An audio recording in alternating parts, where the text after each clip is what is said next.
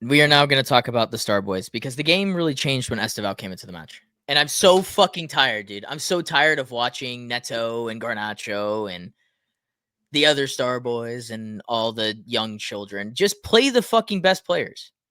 Play the best player. He is your best attacker. And I watch it every single week, and it just makes me infuriated.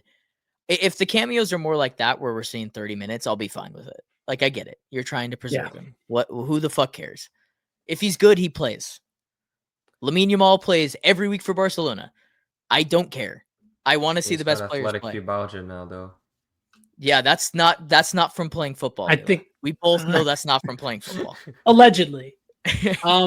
Yes, Dylan, I've had these very same frustrations. I really think since we've seen him on the pitch, like to your point, his first action of the game is beating his man down the line, playing a ball in, does get deflected, falls right to João Pedro's lap, and he scores. But he makes things happen. I think there's no arguing that. What I will say is, if you look at Chelsea's fan base in particular, just a very recent example against Karabag, Jarrell Hatto starts at center back. No one had any problems with the lineup. I was a fan of the lineup, and I'm usually not a fan of our lineups.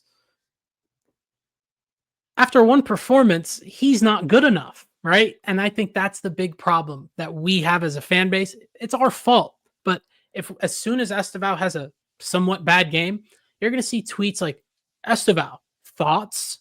Like, you need to protect these guys. And I understand it. It's frustrating to not watch him playing, especially when we're struggling.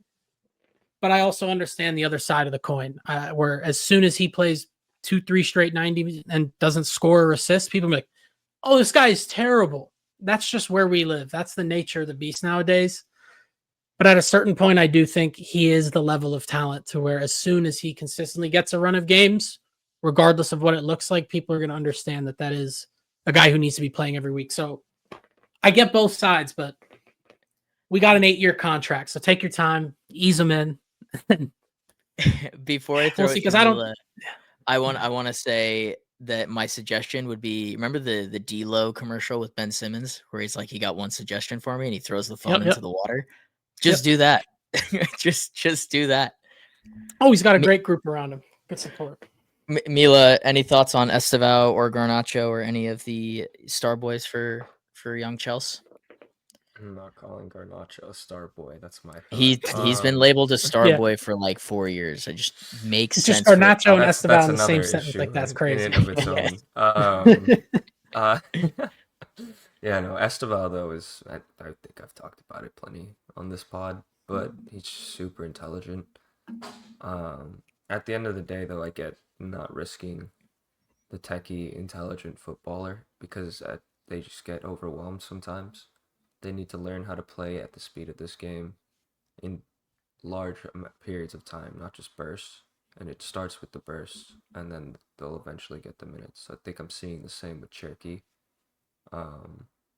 Obviously, not the same player, older too. But yeah, give him the time. Wait for Palmer to come back maybe to start inserting him into full 90s. And then unleash hell on the rest of the league and show that what they've been missing. Them two playing together, man. Yeah, from a business standpoint and from just trying to put myself in the shoes of how Chelsea's board would run things.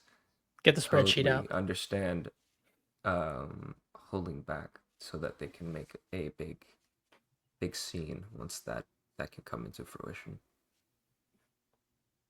Facundo? Chelsea suck. That's it. I thought you were going to say he's the greatest talent you've ever laid eyes on. Man. I mean, like, I'm not really taking too much from Wolves. Like, he's been good. I agree with Mila. Like, you just got to ramp up physically. Like, Ethan's a lot younger. Not really that much younger, but Ethan himself, like, once he played a lot, you can tell, like, he's just not built physically for the league. And I see that more and more every time he plays. Like, he's just not ready yet. You don't want to give a player all that confidence and then have to kind of strip it away from him. So I understand why they're cautious.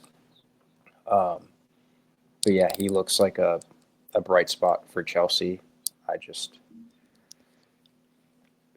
I still think they haven't been as good as they should be, Chelsea, and that's just really all it is.